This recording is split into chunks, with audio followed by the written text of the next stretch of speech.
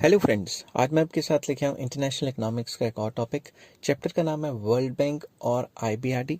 Topic का नाम है वर्ल्ड बैंक और international bank for reconstruction and development. इसकी इंट्रोडक्शन करेंगे कि ये क्या है, कहाँ से आया, कब आया। ठीक है, तो चलिए शुरू करते हैं। शुरू करने से पहले बता दूं कि इस चैप्टर के सारे शॉर्ट क्वेश्चन के लिंक्स आपको डिस्क्रिप्शन में मिल जाएंगे। चलिए शुरू करते हैं।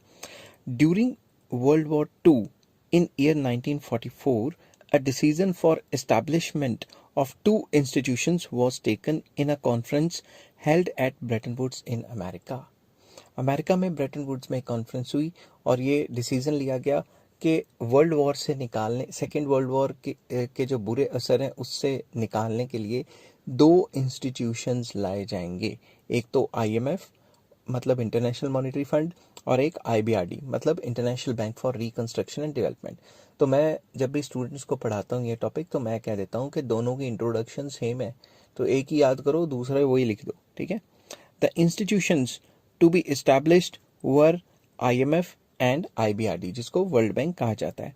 The objective of world Bank was the reconstruction of war ravaged economies and provision of necessary capital for the economic development of underdeveloped countries. तो बेसिकली जो कंट्रीज जंग में तबाह हो गई हैं उनकी हेल्प करना और जो लेस डेवलप कंट्रीज हैं उनको लोन्स वगैरह प्रोवाइड करना। The bank was established in 1945 and started its functioning in June 1945। 1945 के शुरुआत में बैंक एस्टैब्लिश हुआ था और जून 1945 में इसने काम करना शुरू कर दिया था। The world bank is an inter governmental institution and corporate in form.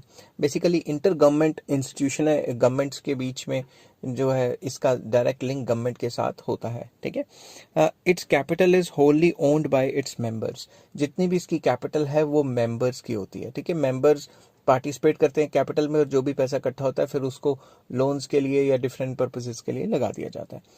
Hello friends, आज मैं आपके साथ इंटरनेशनल इकोनॉमिक्स का एक और टॉपिक लेके आया हूँ। चैप्टर का नाम है वर्ल्ड बैंक और टॉपिक का नाम है objectives of the world bank. World bank के मेन मकसद क्या है वो बताएंगे आपको।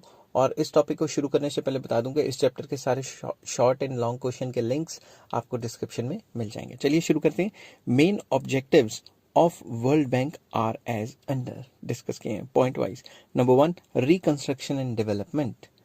The main objective of World Bank is to reconstruct the war-devastated economies like Britain, France, Holland, etc. etc. तो सिंपल वर्ड्स में इनका वर्ल्ड बैंक का मेन मकसद क्या था? मकसद यही था कि वो कंट्रीज जो सेकेंड वर्ल्ड वॉर की वजह से तबाह हो चुकी हैं उनको दोबारा से रिकंस्ट्रक्ट करना and to provide economic assistance to under develop countries like India, Pakistan, Sri Lanka, Burma और अफ्रीकन कंट्रीज का भी आप लिख सकते हो, उनको भी डेवलपमेंट के लिए लोन्स वगैरह प्रोवाइड करना। सेकंड पॉइंट आ जाता है encouragement to capital formation, investments करवाना, developing and under develop countries में ज़बरदस्त इन्वेस्टमेंट करवाना ताकि उनकी कंट्रीज में इनकम एम्प्लॉयमेंट आउटपुट बढ़ सके। Another important objective of bank मतलब world bank is to encourage private investors to invest capital in underdeveloped countries by means of guarantee of participation in loans and other investments made by private investors, and when private capital is not available on reasonable terms, the supplement private investment by providing on suitable conditions finance for productive purposes out of its own capital funds raised by it and its other resources. Simple words में private investment करवाना, अगर private investment available नहीं है तो उन countries को loans देना ताकि वो वहाँ पे कंसर्न्ड कंट्रीज़ इन्वेस्टमेंट कर सकें अपनी अपनी इकॉनमीज़ में, जिससे इनकम एम्प्लॉयमेंट आउटपुट बढ़ेगी। ठीक है। नेक्स्ट आ जाता है encouragement to international trade, trade को बढ़ावा देना। The third objective of bank is to encourage international trade. It aims at promoting long range of growth of international trade and maintenance of equilibrium in members' international balance of payments so that the standard of living of the people of member countries are raised. Simple words में कि international trade को encourage कराना और promote करवाना, international trade के growth में help करना और जितने भी मेंबर कंट्रीज हैं उनके बैलेंस ऑफ पेमेंट को सही करवाने के लिए हेल्प करना। बैलेंस ऑफ पेमेंट खराब तब हो जाते हैं जब कोई भी कंट्री इंपोर्ट ज़्यादा करने लग जाती है और एक्सपोर्ट कम कर देती है। ठीक है, तो उनको बैलेंस ऑफ पेमेंट प्रॉब्लम में भी हेल्प करवाना। और इंटरनेशनल ट्रेड से क्या होगा, हर एक कंट्री में वो सारे गुड्स एंड सर्विसेज मिल जाएंगे जो वो बनते हैं या नहीं बनते उस कंट्री में, तो इससे लोगों की स्टैंडर्ड ऑफ लिविंग भी बढ़ जाएगी। फोर्थ पॉइंट आ जाता है establishment of peace time economy. Fourth objective of bank is to help the member countries change over from war time economy to peace time economy. ये तो मैं पहले भी बता चुका हूँ कि जो वॉर टाइम इकोनॉमी उस टाइम चल रही थी उसको पीस टाइम इकोनॉमी में कन्वर्ट करना, क्योंकि वर्ल्ड वॉर से सारी यूरोप का बैंड बजा हुआ था। ठीक है, नेक्स्ट आ जाता है एनवायरमेंटल प्रोटेक्शन। तो global environmental protection is also an objective of the bank. To this end, World Bank gives substantial financial assistance to those underdeveloped countries which are engaged in the task of environmental protection. वो countries जो environmental protect करने के लिए various steps लेती हैं, उन steps के लिए World Bank लोन प्रोवाइड करता है। ठीक है, हेलो फ्रेंड्स, आज मैं आपके साथ इंटरनेशनल इकोनॉमिक्स का एक और टॉपिक लेके आया हूँ। चैप्टर का नाम है वर्ल्ड बैंक और टॉपिक का नाम है membership of world bank. World bank की मेंबरशिप कैसे मिलती, क्या होती है, वो डिस्कस करेंगे। डिस्कस करने से पहले बता दूं कि इस चैप्टर के सारे लिंक्स आपको डिस्क्रिप्शन में मिल जाएंगे। चलिए शुरू करते हैं। Any country that is member of international monetary fund इप्सो facto member of bank. Simple words में जो भी आईएमएफ का मेंबर था वो वर्ल्ड बैंक का भी मेंबर बन गया, क्योंकि दोनों के दोनों ट्विन इंस्टीट्यूशन है और एक ही दिन आए थे। ब्रेटन वुड्स में जो कॉन्फ्रेंस हुई थी अमेरिका में, वहाँ पे डिसीजन लिया गया था कि वर्ल्ड बैंक और आईएमएफ को लाया जाएगा, ताकि जो वर्ल्ड में जो डिस्टर्बेंसेस फैली हुई हैं, जो बेसिकली वर्ल्ड में वर्ल्ड वॉर की वजह से जो डेवस्टेशन हुई पड़ी है, उसको कंट्रोल किया जा सके और पीस टाइम इकोनॉमी को इस्टेब्लिश किया जा सके। Those countries who accepted the membership of IMF या fund on 31st December 1945 were also treated as a founder member of the World Bank। तो जो उसके मेंबर आईएमएफ के वो इसके भी मेंबर बन गए। ठीक है, countries becoming member of bank subsequent to the above date आना था यहाँ पे, मैं डेट लिख लेता हूँ। above date has to secure 2/3 votes of then existing members of the bank। अगर कोई नया मेंबर मेंबरशिप लेना चाहता है तो उसको 2/3 मेंबर्स की सपोर्ट होनी चाहिए, तभी मेंबरशिप मिलेगी। At present 190 countries are the members of bank. Bank मतलब world Bank. A member can withdraw its membership at any time by giving a written notice. कोई भी मेंबर कंट्री नोटिस देके, written में notice देके World Bank को अपनी membership छोड़ सकता है। If a country fails to observe the rules of bank, its membership can be terminated. अगर कोई भी कंट्री बैंक के रूल्स रेगुलेशंस को फॉलो नहीं करता तो उसकी मेंबरशिप खारिज की जा सकती है, ख़त्म की जा सकती है। आई होप ये वीडियो आपको पसंद आई होगी। अगर पसंद आती है तो please like, share and subscribe. Hello friends, आज मैं आपके साथ इंटरनेशनल इकोनॉमिक्स का एक और टॉपिक लेके आया हूँ। चैप्टर का नाम है वर्ल्ड बैंक और टॉपिक का नाम है capital of the world bank. World bank के पास कैपिटल कितनी है, पूंजी कितनी है, ये डिस्कस करेंगे। डिस्कस करने से पहले बता दूं कि इस चैप्टर के सारे लिंक्स आपको डिस्क्रिप्शन में मिल जाएंगे। नंबर वाइज चेक करेंगे तो बड़ा सही रहेगा। At the time of establishment the authorised capital of the world Bank was $1,000 crore divided into 1 lakh shares of $1 lakh each। ठीक है, तो इसकी जो कैपिटल थी वो $1,000 की थी और इसके 1 लाख शेयर थे और हर एक शेयर की कीमत 1 लाख रुपए की थी। ठीक है, every member country had to pay 20% of his quota at the time of membership. जब भी मेंबरशिप लेगा तो 20% कोटा उसको उसी टाइम देना पड़ेगा। ठीक है, of it 2% is in the form of gold and 18% in its own currency. मतलब 20% में से 2% तो गोल्ड जमा करवाना पड़ेगा और 18% अपनी खुद की करेंसी जमा करानी पड़ेगी। The balance 80% of the capital subscription can be called by the bank as and when required. तो जो बैलेंस 80% है वो जब भी बैंक को चाहिए होगा बैंक मंगवा लेगा। ठीक है, कंसर्न कंट्री से। The capital of the world bank has been increase from time to time with the concurrence of the member countries. जैसे जैसे मेंबर कंट्रीज बढ़ते गए, ये जो वर्ल्ड बैंक की जो कैपिटल है वो भी बढ़ती गई। In the share of capital of the bank, America has the first place। America के सबसे ज़्यादा पैसे हैं, तभी वो काफ़ी इन्फ्लुएंस करता है इंटरनेशनल इकोनॉमी को।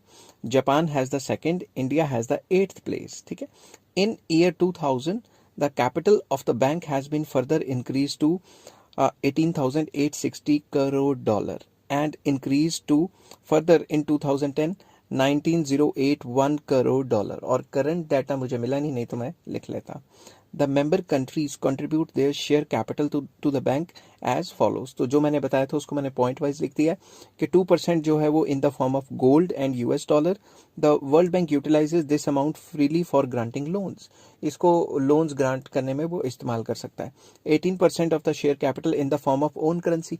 जो भी कंट्री मेंबर बन रहा है 18% उसको अपनी करेंसी में देना पड़ेगा। The amount is also used by bank for granting loans and 80% of the share capital is payable at the request of bank. जब भी बैंक रिक्वेस्ट करेगा, जब भी बैंक को पैसे चाहिए होंगे, 80% वो उसे तब ले लेगा कंसर्न कंट्री से। This amount is not used by the bank for granting loans, but it can be used, but it can use this amount in discharging its responsibility. तो जो भी वर्ल्ड बैंक की रिस्पॉन्सिबिलिटी है उसको discharge करने के लिए 80% पैसा अपने पास रखेगा। आई होप ये वीडियो आपको पसंद आई होगी। हेलो फ्रेंड्स, आज मैं आपके साथ इंटरनेशनल इकोनॉमिक्स का एक और टॉपिक लेके आया हूँ। चैप्टर का नाम है वर्ल्ड बैंक और टॉपिक का नाम है management of world bank. World bank की मैनेजमेंट क्या है, कौन मैनेज करता है, ये डिस्कस करेंगे। डिस्कस करने से पहले बता दूं कि इस चैप्टर के सारे लिंक्स आपको डिस्क्रिप्शन में मिल जाएंगे। चलिए शुरू करते हैं। Management of world bank wastes in the following 4 committees. 4 main committees हैं। पहली कमेटी आ जाती है बोर्ड ऑफ गवर्नर्स की। इसमें क्या क्या होता है? Board of governors represent the general council of bank. वो जो बोर्ड ऑफ गवर्नर्स है वो रिप्रेजेंट करते हैं जनरल काउंसिल, बैंक की general council. Every member country appoints 1 governor and 1 alternative governor for 5 years. हर एक कंट्री जो है एक गवर्नर अपॉइंट करती है। कहाँ पे? इस बोर्ड ऑफ गवर्नर्स के अंदर एक गवर्नर प्रोवाइड करती है और एक ऑल्टरनेटिव गवर्नर भी प्रोवाइड करती है 5 साल के लिए। No alternative governor can vote except in the absence of the his principal. सिर्फ जो मेन जो गवर्नर है उसी को ही वोट डालने का हक है, और जो दूसरा ऑल्टरनेटिव गवर्नर है वो वोट सिर्फ तब डाल सकता है जब जो मेन गवर्नर है कंट्री का वो छुट्टी पे होगा या नहीं होगा। ठीक है। Board of governor select from its members 1 president who presides over its annual meeting. तो जितने भी बोर्ड ऑफ गवर्नर्स होते हैं वो म्यूचुअली चूज करते हैं अपना जो प्रेसिडेंट है, और जो प्रेसिडेंट है वही सारी की सारी मीटिंग्स को प्रिजाइड ओवर करता है। The board meets normally once a year, एक साल में मीटिंग होती है तकरीबन। This general meeting is convened along with the general meeting of IMF in any member country. तो किसी भी मेंबर कंट्री में ये मीटिंग बुला ली जाती है, और ये मीटिंग तभी ज्यादातर होती है जब IMF की मेंबर कंट्रीज की मीट होती है। Each governor has the voting power which is related to the financial contribution of the government which he represents। तो बेसिकली हर एक गवर्नमेंट के पास वोटिंग पावर है जो कि रिलेट करती है कि उसने पैसे भी जमा कराए हुए हैं IMF में और वर्ल्ड बैंक पे। समझ की बात? तो मतलब पैसे ही दे के वोटिंग हो रही है, जो मेंबर नहीं है उसने पैसे नहीं भरे वो वोट नहीं कर पाएगा। ठीक है। Board decides the policies of the banks. जो भी पॉलिसीज हैं रिलेटेड टू वेरियस इश्यूज जो मैं अभी डिस्कस करूंगा वो डिसाइड करेगा board. The board enjoys the following rights. पहला, एडमिशन ऑफ न्यू मेंबर्स, कि नया मेंबर किसको लेना है किसको नहीं लेना। टर्मिनेशन ऑफ द मेंबरशिप, किसी की मेंबरशिप खत्म करनी है इस पे भी डिसीजन ले सकता है। चेंज इन कैपिटल, कैपिटल में कितना चेंज लेके आना है, कितने पैसे ज्यादा इकट्ठे करने हैं या कम इकट्ठे करने हैं। ठीक है। Distribution of income of the bank, जो बैंक ने इनकम कमाई है उसको कैसे कैसे मेंबर्स में डिस्ट्रीब्यूट करना है। एग्रीमेंट विद इंटरनेशनल इंस्टीट्यूशंस, जो एग्रीमेंट है कंट्रीज के इंटरनेशनल इंस्टीट्यूशंस के साथ वो कैसे रहेंगे।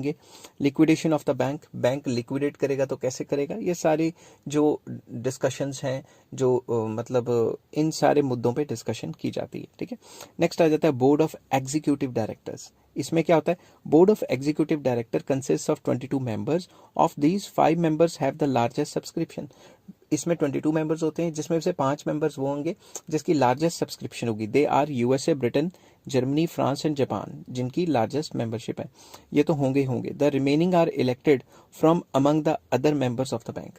बाकी जो इलेक्ट किए जाते हैं वो इलेक्ट किए जाते हैं जो बाकी अदर मेंबर्स हैं बैंक के, फॉर अ 2 ईयर टर्म, 2 साल के लिए चूज किए जाते हैं मेंबर्स में से। Board of executive directors can appoint any person who is not a member either of board of governors और board of executive directors its president. तो बेसिकली ये किसी को भी प्रेसिडेंट डिक्लेयर कर सकता है। सिंपल वर्ड्स में जो इसके मेंबर्स होते हैं, मतलब 22 मेंबर्स है ना, या 22 मेंबर्स में से या 22 मेंबर्स को छोड़ के बाकियों में से अपना प्रेसिडेंट डिक्लेयर कर सकते हैं। He is a chief officer of the bank. वो जो होगा प्रेसिडेंट एग्जीक्यूटिव डायरेक्टर्स का, वो चीफ होगा, सारे चीफ ऑफिसर होगा बैंक का। He acts according to the directions of the board of directors and responsible for it. जो भी बोर्ड ऑफ डायरेक्टर कहेंगे उनकी बातें सुनेगा और उनकी बातों के लिए जो भी उसको काम दिए जाएंगे उसके लिए रिस्पॉन्सिबल होगा। He appoints all the officers of the bank.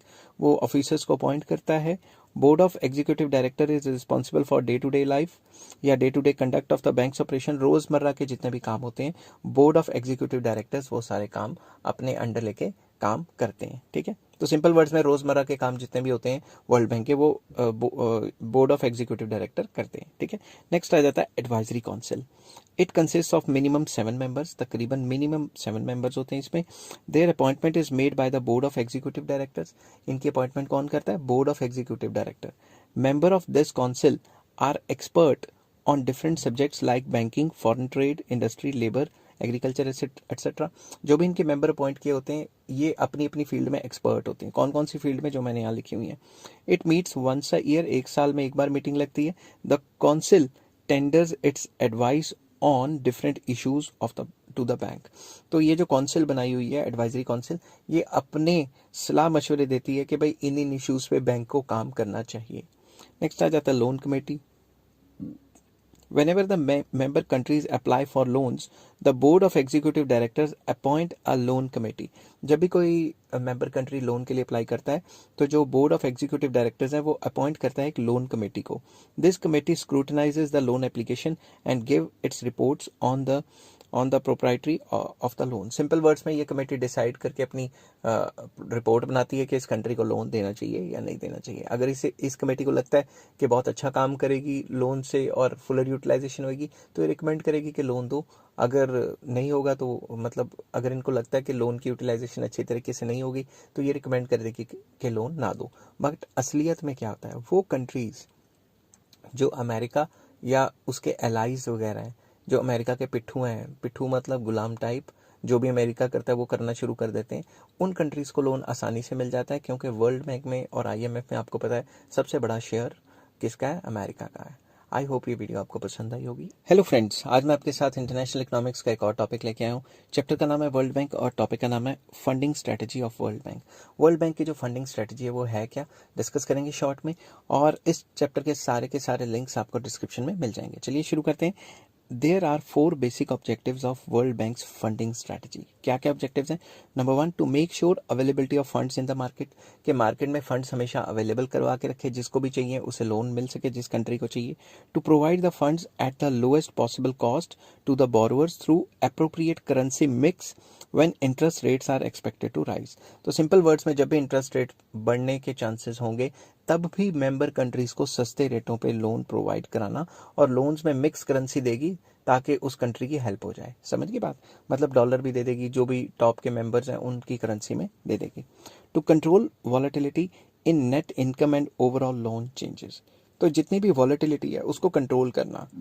Volatility को कंट्रोल करेगी। इकोनॉमी में वॉलेटिलिटी होगी तो वर्ल्ड इकोनॉमी में जब भी वॉलेटिलिटी होती है तो एक्सचेंज रेट ऊपर नीचे होते रहते हैं ना, तो ओवरऑल लोन चेंजेस करके वॉलेटिलिटी को कंट्रोल करने की कोशिश रहती है। Fourth point and last point आ जाता है to provide an appropriate degree of maturity transformations between its lending and borrowings. मतलब लैंडिंग एंड बोरिंग में मैच्योरिटी शो करे, ये ना हो कि बोरिंग जो है उन्होंने वर्ल्ड बैंक के पास पैसा कम पड़ा है और उसने लोन्स दे दिए डबल ट्रिपल। समझ के बात? Maturity transformation depicts that the bank's capacity to lend for longer period than to borrow. Simple words में जो लैंडिंग एक्टिविटीज़ हैं वो लॉन्गर पीरियड के लिए होनी चाहिए, ठीक है ना, लॉन्गर पीरियड के लिए, और जो बोरिंग है वो शॉर्टर पीरियड के लिए होनी चाहिए ताकि वर्ल्ड बैंक की हेल्थ सही रहे। हेल्थ का मतलब ये ना हो कि उसने जो पैसे कमाए हैं उनको वो लोन दे दे लॉन्गर पीरियड के लिए, ठीक है, ताकि अंडर डेवलप कंट्रीज अपनी डेवलपमेंट कर सकें, और जो लोन्स लिए वर्ल्ड बैंक ने इधर उधर से इकट्ठे करके, ठीक है, उनको वो शॉर्ट पीरियड में ही वापस कर सके, ठीक है, तभी वर्ल्ड बैंक सर्वाइव कर पाएगा। तो ये 4 ऑब्जेक्टिव्स थे फंडिंग एक्टिविटीज़ के रिलेटेड। तो ये स्ट्रेटजी थी जो वर्ल्ड बैंक फॉलो करता है फंडिंग करते टाइम। हेलो फ्रेंड्स, आज मैं आपके साथ इंटरनेशनल इकोनॉमिक्स का एक और टॉपिक लेके आया हूँ। चैप्टर का नाम है वर्ल्ड बैंक एंड टॉपिक का नाम है borrowings of world bank. World bank की बोरोइंग्स क्या हैं वो डिस्कस करेंगे। डिस्कस करने से पहले बता दूं कि इस चैप्टर के सारे लिंक्स आपको डिस्क्रिप्शन में मिल जाएंगे। चलिए शुरू करते हैं। World bank's main function is to lend money to the needy members. इसका वर्ल्ड बैंक का मेन मकसद क्या है? जो भी नीडी मेंबर्स हैं उनको लोन्स प्रोवाइड करवाना। For lending it needs money and therefore it has to borrow. अगर लैंडिंग करनी है तो इसको भी तो पैसे चाहिए, इसके पास पैसे कहाँ से आएंगे? ऑफ कोर्स मेंबर कंट्रीज का कुछ कोटा रहता है, मगर अगर उससे ज़्यादा लैंड करना हुआ तो इसको भी तो पैसे चाहिए होंगे ना, तो इसको बोरोइंग करनी पड़ती है। तो हम डिस्कस करेंगे कि कहाँ कहाँ से बोरोइंग होती है। Sources, the world bank borrows from the following sources. Number 1, the world bank borrows from international market both for long term and short term. मतलब जो वर्ल्ड बैंक है वो इंटरनेशनल मार्केट से बोरिंग कर सकता है, शॉर्ट टर्म के लिए भी और लॉन्ग टर्म के लिए भी। The world bank also borrows currency swap agreements, जिसको CSA कहते हैं। करेंसी स्वैप मतलब जो उसके पास करेंसी पड़ी है उसको स्वैप करवा सकता है किसी और करेंसी के लिए, ठीक है। या फिर वो कह सकता है कि मुझे अभी ये करेंसी दे दो, जैसे कोई मेंबर कंट्री मेरे पास अपने पैसे जमा कराएगा मैं वैसे ही आपको स्वैप करके दूसरी करेंसी दे दूंगा। स्वैप मतलब कि अभी लोन ले लेगा और बाद में किसी और करेंसी की टर्म्स में वापस करके स्वैप करवा लेगा, ठीक है। World Bank borrows under the discount note program by two methods. First, it places bonds and notes directly with its member countries. मतलब बॉन्ड्स वगैरह निकाल देगा, जो मेंबर कंट्रीज हैं वो खरीदेंगे क्योंकि उनको कुछ इंटरेस्ट रेट मिलेगा, ठीक है। Second, it offers issues to investors and in public markets. Basically issues निकाल लेगा अपना, लाइक सिक्योरिटीज टाइप या बॉन्ड्स टाइप निकालेगा, तो पब्लिक में मार्केट में लिक्विडेट कर देगा, शेयर मार्केट में भी लिक्विडेट कर सकता है, वहां से भी पैसे उठा सकता है। लोग क्यों खरीदेंगे? क्योंकि लोगों को पता है कि ये इंस्टीट्यूशन कभी बंद होने वाला तो है नहीं और रेट ऑफ रिटर्न भी अच्छा देगा। तो the two new borrowing instruments were evolved by world bank. The first one is central bank facility and US dollar dominated facility. तो ये भी दो नए तरीके हैं बोरोइंग्स करने के वर्ल्ड बैंक ने जो निकाले। The world bank borrows from central banks of the member countries, वो जो मेंबर कंट्रीज हैं उनके सेंट्रल बैंक से भी पैसा ले सकता है। The second instrument is floating rate notes. Simple words में क्या होता है? The world bank borrows from commercial banks and other financial institutions with the help of these instruments. ये इंस्ट्रूमेंट्स वो दे देता है, किनको? बेच देता है, कमर्शियल बैंक्स को, या फिर जो सेंट्रल बैंक्स हैं कंट्रीज के उनको भी बेच सकता है और वहां से भी पैसे इकट्ठे कर सकता है। तो इसमें ओवरऑल ये बताया है कि अगर वर्ल्ड बैंक को पैसा चाहिए तो वर्ल्ड बैंक कहाँ कहाँ से बोरो कर सकता है और उसकी बोरिंग्स के सोर्सेज क्या हो सकते हैं। आई होप ये वीडियो आपको पसंद आई होगी। हेलो फ्रेंड्स, आज मैं आपके साथ इंटरनेशनल इकोनॉमिक्स का एक और टॉपिक लेके आया हूँ। चैप्टर का नाम है वर्ल्ड बैंक और टॉपिक का नाम है world bank's lending activities. World bank की कौन कौन सी लैंडिंग एक्टिविटीज़ हैं वो डिस्कस करेंगे, किस किस तरीके से लैंड करता है वो भी डिस्कस करेंगे। इस चैप्टर के सारे लिंक्स आपको डिस्क्रिप्शन में मिल जाएंगे, अगर आप नंबर वाइज देखेंगे तो ये आपको समझ आएगा और मज़ा भी आएगा। चलिए शुरू करते हैं। World Bank grants loans to the members in one or more of the following ways. जो वर्ल्ड बैंक है वो लोन्स वगैरह प्रोवाइड करता है एक तरीके से या एक से ज़्यादा तरीके से। चलिए शुरू करते हैं कौन कौन से तरीके। By participating or granting direct loans out of its own funds, अपने फंड से डायरेक्टली किसी भी मेंबर कंट्री को लोन दे सकता है। Number 2, granting loans out of funds raised in the financial market of a member or otherwise borrowed by the world Bank. Simple words में वो लोन्स भी ग्रांट कर सकता है जो उठाए गए हैं फाइनेंशियल मार्केट से, मेंबर कंट्रीज की फाइनेंशियल मार्केट से उठाए गए लोन्स को भी वो ग्रांट कर सकता है, मतलब खुद के लोन को आगे किसी और को लोन दे सकता है। थर्ड आ जाता है बाय गारंटिंग इन होल और part loans by private investors through the investment channels. तो इन्वेस्टमेंट चैनल्स के थ्रू प्राइवेट जो लोन बांटने वाले हैं उनको भी कह सकता है कि तुम फलां फलां कंट्री को लोन दे दो, मैं गारंटी देता हूँ और मेरी गारंटी है कि वो लोन वापस करेंगे, ठीक है। तो इस तरीके से लोन्स जाया जाता है। The total outstanding amount of the loan direct and indirect loans made or guaranteed by the bank is not to exceed 100% of its total unimpaired subscribed capital, resources and surplus। Simple words में जितना bank के पास total पूंजी है, capital है, उससे ज़्यादा loan नहीं दे सकता। समझ गए बात? 100% से ज़्यादा लोन, अगर उसके पास 1000 करोड़ डॉलर पड़े तो उससे ज़्यादा लोन नहीं देगा, मतलब जितने पैसे बैंक के पास पड़े उससे ज़्यादा किसी भी सूरत में नहीं देगा। Bank imposes following condition in granting loans, loans देता है मगर कंडीशनें लगा देता है। पहली condition, world bank is satisfied that the borrower is unable to borrow under reasonable conditions in the prevailing market condition। Simple words में बैंक को satisfy करना पड़ता है कि प्रेजेंट सिचुएशन में जो भी सिचुएशन चल रही है, इस सिचुएशन में जो मतलब वर्ल्ड बैंक है वो मतलब ये सेटिस्फाई होना चाहता है कि ये जो मेंबर कंट्री है उसको कहीं और से लोन नहीं मिल रहा। समझ गए बात? The project for which the loan is required should be recommended by the competent authority in the form of written report after careful examination of the project. जिस प्रोजेक्ट के लिए लोन चाहिए मेंबर कंट्री को, उसके ऊपर एक committee बनाई जाती है और वो कमेटी की रिटन रिकमेंडेशन होती है, लोन कमेटी होती है बेसिकली, उसकी रिटन रिकमेंडेशन होती है कि ये कमेटी बहुत अच्छा जो है रिजल्ट निकाले कि भाई इस प्रोजेक्ट से बहुत फ़ायदा होने वाला है कंट्री को भी, ताकि वो रीपेइंग कैपेसिटी किसी भी कंट्री की बढ़ जाए, ठीक है, लोन की। The loan is required for productive purpose, productive purpose के लिए लोन देगी, ये नहीं कि भाई लोन लेके जंग लड़ ली, ठीक है ना, समझ के बात। द बोरोर और guarantor has reasonable prospects for repaying loans and interest on loan. Simple words में जो बोरोर है या जो गारंटी ले रहा है उसके पास अच्छी कैपेसिटी होनी चाहिए कि वो लोन वापस रीपे कर पाए, ठीक है ना।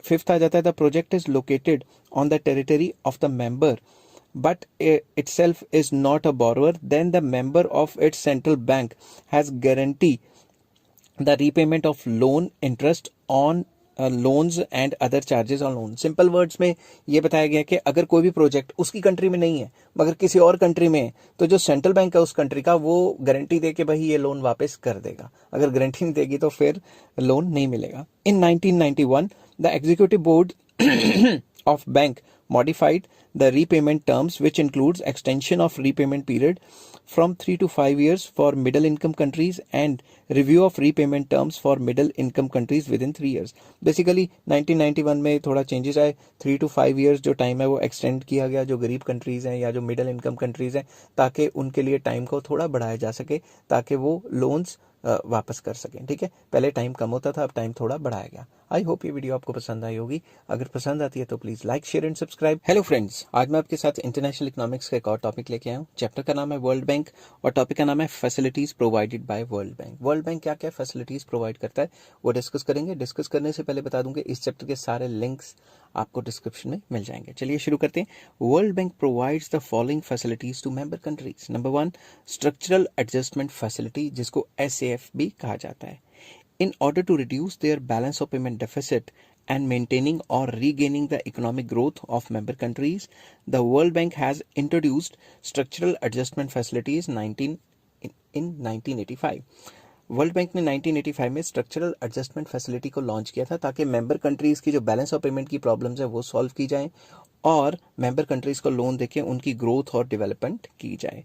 These funds are used to finance general imports with a few agreed exceptions such as luxury and imports।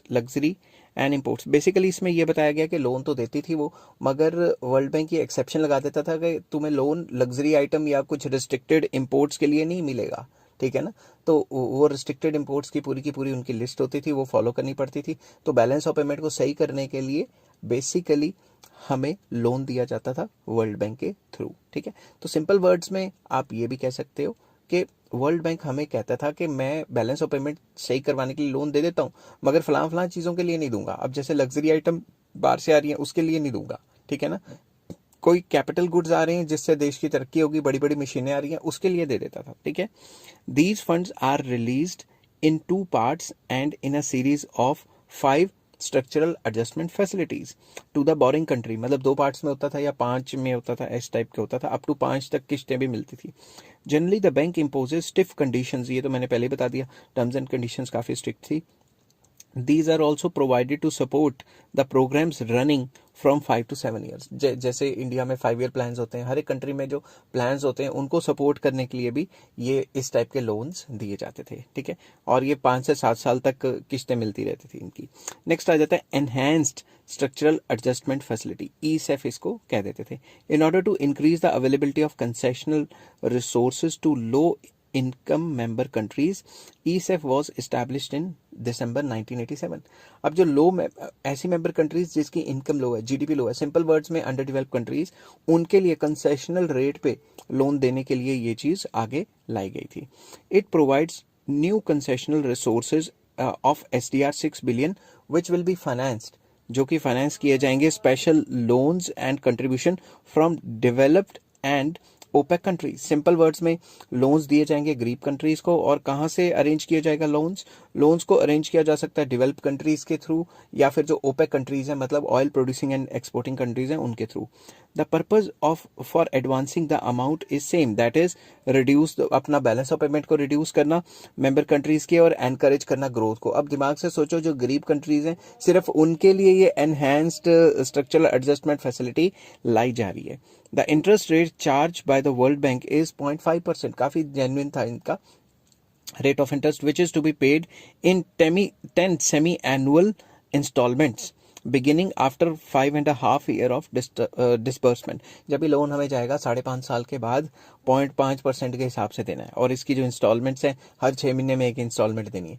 10 semi annual, annual मतलब सालाना, सेमी एनुअल मतलब आधा साल, मतलब 6 महीने की 10 किस्तें देनी है, वो भी आधे % रेट ऑफ इंटरेस्ट पे, ठीक है। तो आई होप ये ईसेफ भी आपको समझ आ गया होगा। नेक्स्ट आ जाता है स्पेशल एक्शन प्रोग्राम, जिसको सैप कहा गया है, ठीक है।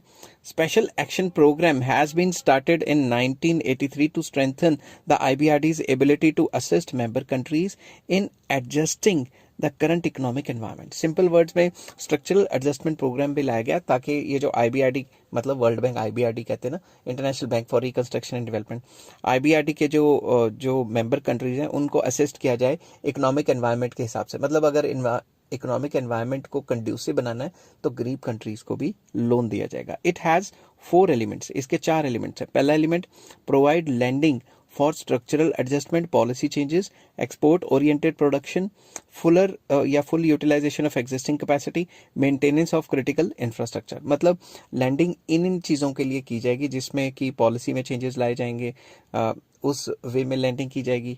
जैसे इंडिया में भी LPG आया था ना, आपको पता है ना, 1991 में LPG आया था, तो वो हमारे ऊपर फोर्स था क्योंकि हमने IMF एंड वर्ल्ड बैंक से लोन लिया था। वो कहते हैं लोन तो तभी देंगे जब ये पॉलिसी चेंजेस करोगे, ठीक है। तो अगर हम अपनी रिसोर्सेज की फुलर यूटिलाइजेशन करते हैं उसके लिए भी मिल सकता है, और अगर क्रिटिकल इंफ्रास्ट्रक्चर हमारा नहीं है और अगर हमने वो बनाना है उसके लिए भी लोन्स मिल सकते हैं, ठीक है।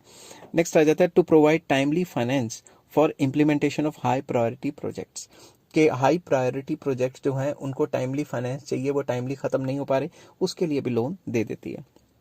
Provide advisory services regarding policies, तो अंडर डेवलप्ड कंट्रीज के पास जो भी पॉलिसीज हैं और पॉलिसीज उनको नहीं समझ आ रही, कुछ भी आ रहा है, तो ये जो वर्ल्ड बैंक है ये इनको पॉलिसीज के रिगार्डिंग इनको समझाने के लिए हेल्प कर सकता है। क्या हेल्प करेगा? इनको बताएगा कि भाई इस तरीके से पॉलिसीज बनानी है, एडवाइस करेगा। बेसिकली एडवाइजर का काम करता है, अंडर डेवलप्ड कंट्रीज का एज अ एडवाइजर है, क्योंकि ये जितनी भी पॉलिसीज बनती हैं ये उनके लिए कंड्यूसिव अच्छी रहेंगी, बुरी रहेंगी, क्या रहेंगी, ये उन कंट्रीज को जब पता लगता है तब तक तो बुरा हाल हो जाता है। तो डेवलप्ड कंट्रीज क्योंकि वो ऑलरेडी उस सिचुएशन से निकल चुके हैं, वो उनको सजेस्ट करते हैं और एडवाइस करते हैं, ठीक है ना। तो वर्ल्ड बैंक ये एडवाइजरी सर्विसेज भी प्रोवाइड करता है। वो फंक्शंस में अलग क्वेश्चन है, अलग क्वेश्चन में बताऊंगा।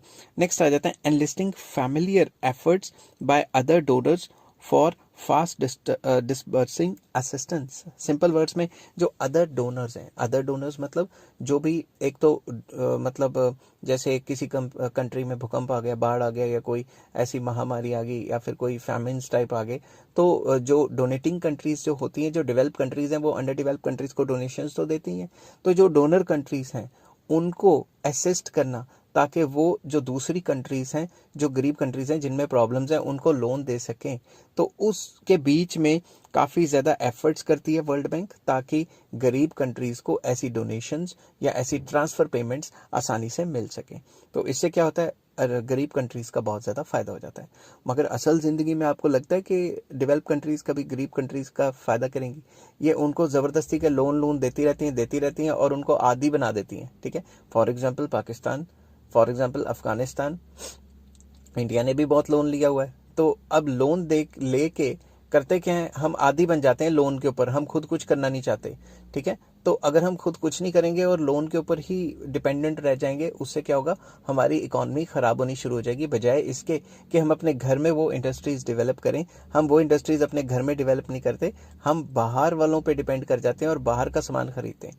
तो मोर ओवर ये जो डेवलप कंट्रीज हैं ये हमें लोन दे के हमारी पॉलिसी में ऐसी चेंजेस लाते हैं ताकि हमारे कंट्री में इनकी कंपनियां आके बिजनेस कर सकें। अब अगर इनकी कंपनियां आके बिजनेस करेंगी तो वो इनडायरेक्टली तो वो सारा का सारा प्रॉफिट कमा के अपनी कंट्री लेके जाएंगे ना।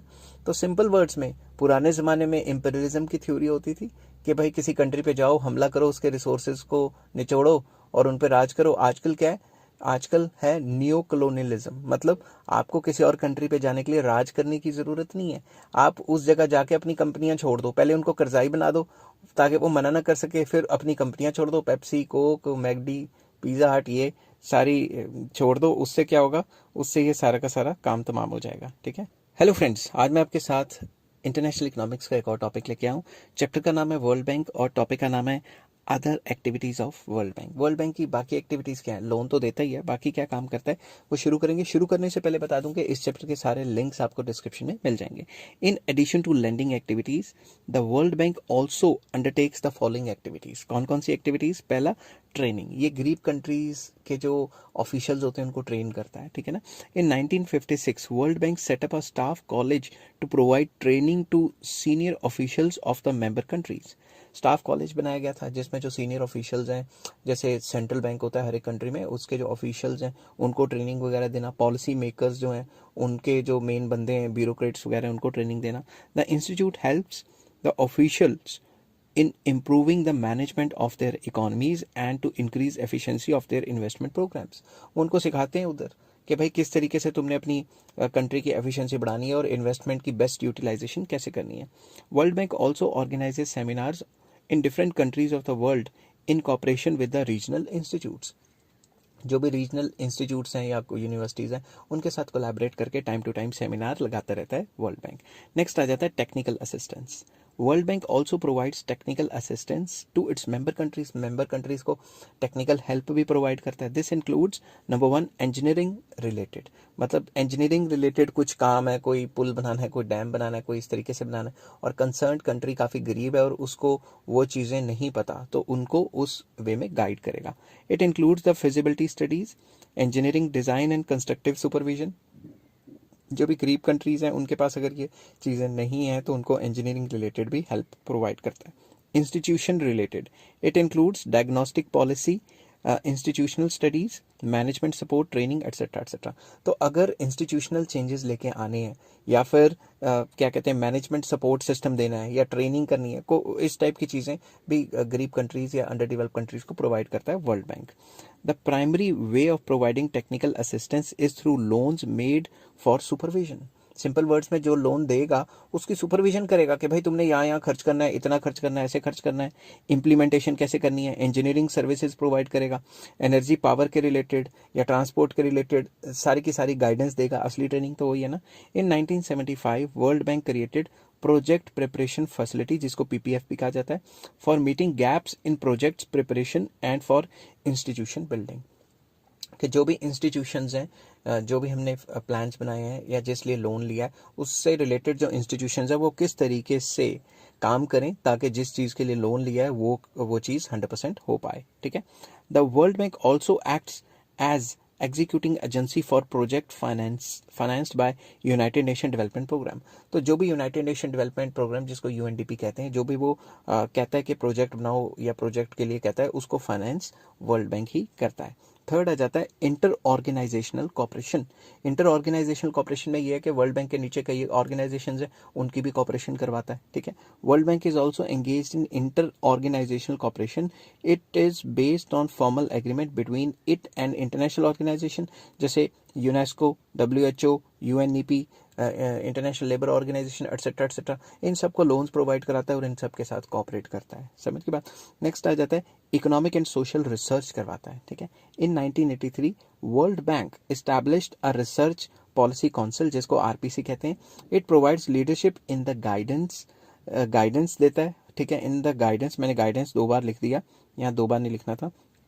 Leadership in the guidance, coordination and evaluation of all bank research. जितनी भी बैंकिंग रिसर्च है उसमें काफ़ी हेल्प करता है और अपनी टाइम टू टाइम रिपोर्ट छापता है। The banks research staff undertakes a research activities of its own and also in collaboration with the outsider researchers. तो जो वर्ल्ड बैंक है अपनी खुद की रिसर्च करता है, अपने खुद के डाटे इकट्ठे करके नई नई थ्योरियाँ निकालता है और नए नए तरीके निकालता है, और मतलब खुद के काम की तो रिसर्च करता ही करता है। जो आउटसाइडर रिसर्चर्स हैं उनको भी इनवाइट करता है कि हमारे फला काम के ऊपर रिपोर्ट दो, फला हमने ये लोन दिया, ऐसे दिया, देखो जाके सही बैठ रहा है या नहीं बैठ रहा। समझ की बात।